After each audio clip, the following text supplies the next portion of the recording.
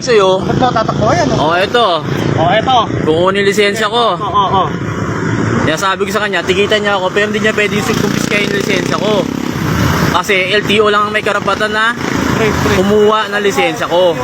Full main. Ayan o. Binibigay ko lisensya ko, pero gusto niya kunin yung lisensya ko. Ang sabi ko, tikitan niya ako. Ordinansa daw siya. Sabi ko, mas mataas sa kanila ang LTO. May inbaba ng memo ng LTO na hindi sila required mag-kumpiska. Pinapakita kasi ordinansa ay pagkain. Hindi ka naman po ano ng LTO, boss eh. Maski na may ordinansa. Hindi ka authorization ng LTO. Natutupad na ordinansa ang DASMA. Hindi po. LTO po mas mataas sa inyo. Hindi po kayo. Hindi po kayo mataas. Mas mataas po sa inyo ang LTO. Pwedeng tikitan nyo ako, pero hindi nyo pwedeng confiscated yung ano ko, lisensya ko. May ano kami rito, ordinansa kami. LTO boss ang ano, boss. LTO boss ang mataas sa inyo, boss. Sila nagsabi sa inyo, sila nagsabi. May LTO pero may ordinansa ang pinatutupad. Hindi po, maraming lugar pong ganun po sistema po. Ay, hindi. Ganun dito sa DASMA.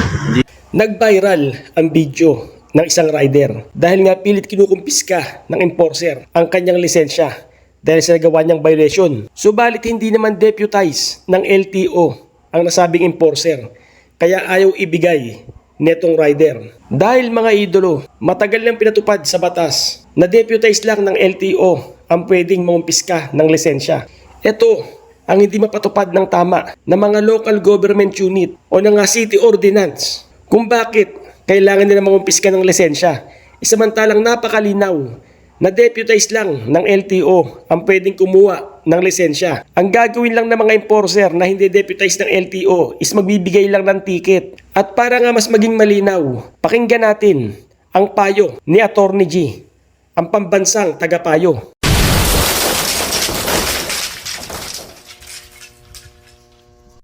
Maliwanag na ang mga batas natin tungkol dito. Ayon sa RA 4136 o ang Land Transportation and Traffic Code, ang mga opisyal lang ng Land Transportation Office o LTO at ang mga taong deputized ng Director ng LTO ang may karapatang kumpiskahin ang driver's license mo at may karapatan lang silang gawin ito kung may violation ka sa ating mga batas trapiko. Ang karapatan na ito ng LTO ay base sa realidad na sila lang ang authorized agency na pwedeng mag-issue at mag-release ng ating mga lisensya. Kaya bilang sole issuing and releasing authority, sila lang ang may karapatang bawiin ito sa iyo o kaya naman suspendihin o tanggalin ang karapatan mong magmaneho. Kaya ang ibig sabihin nito, walang karapatan ng mga traffic police kahit HPG pa sila. Wala rin karapatan ng mga local traffic enforcers kahit MMDA pa sila. At lalong walang karapatan kahit sino mang gwardya na kumpiskahin o bawiin ang iyong lisensya unless may maipapakita silang dokumento na deputize sila ng LTO mismo. Kaya nga noong September 14, 2022, nag-issue ng memorandum ang DILG para sa lahat ng lokal na pamahalaan na baguhin na nila ang kanilang mga ordinansa at tanggalin na sa mga ito ang kanilang karapatang kumuha ng lisensya. Kaya sa susunod na huli mo at kung kinukumpis ka ang lisensya mo, kalma ka lang at hingan mo sila ng LTO ID o kaya naman authority na galing sa LTO mismo. Genial! Napakalinaw ng ginawang pagpapaliwanag ni Atty. G. Kaya alam mo na ang gagawin mo mga idolo. Kung sakaling mahuli ka at pinipilit kunin ang lisensya mo ng traffic enforcer o ng pulis,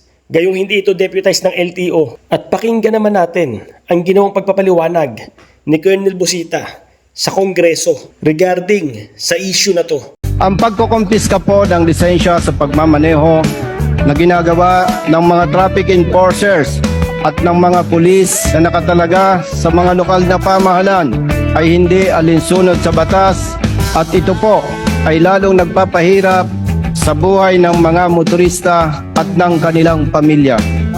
Dahil sa mga dinadanas ng mga motorista, madalas po nating nadidinig at nababasa sa social media na sinasabi nila na mga buwaya ang mga pulis at ang mga traffic enforcers at sila ay ginagamit ng mga lokal na pamahalaan para gatasan ang mga ordinaryong motorista.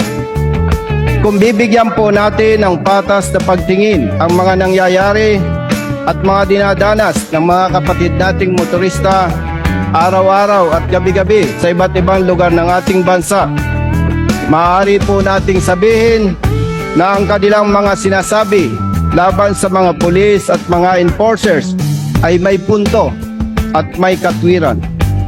Marami pong truck drivers, partikular ang mga galing pa ng Visayas and Mindanao, ang napipilitang magsuhol o maglagay na lamang sa ilang mga pulis at ilang mga enforcers sa Kamaynilaan dahil alam po nila kahit mali ang panguhuli sa kanila, higit na malaki ang mawawala at abala kung sila ay magko-contest pa. Yan po ay ilan lamang sa mga pangabuso, resulta ng maling pagpapatupad ng batas. Maaring nalilimutan po ng marami sa atin na malaki ang ambag ng mga riders at ng mga truck drivers sa pag-usad ng ating ekonomiya, lalo na po sa panahon na mayroon tayong pandemya. Hindi po natin hinahangad na bigyan ng special attention at pagtingin ang mga kapatid nating motorista. Ang tanging hangad lamang po natin para sa kanila ay makamit ang maayos at tamang pagpapatupad ng batas para ito ay hindi magdulot ng karagdagang pahirap sa kanilang buhay at sa buhay ng kanilang kapamilya. At ngayon, Mr. Speaker, nais ko pong ibalita at ipaalam sa inyong lahat, lalo't higit sa ating mga kababayan, partikular sa mga kapatid nating motorista at sa kanilang pamilya. Naglabas na po ng tugon sa idinulog nating problema kaugnay sa mga naunang nabanggit ang buting Secretary ng DILG, Honorable Secretary Attorney Benjamin C. Abalos Jr.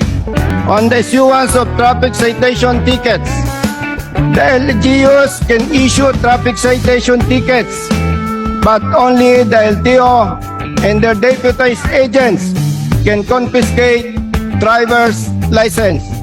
On the issuance of traffic citation tickets, the LGUs can issue traffic citation tickets, but only the LTO and their deputized agents can confiscate driver's license.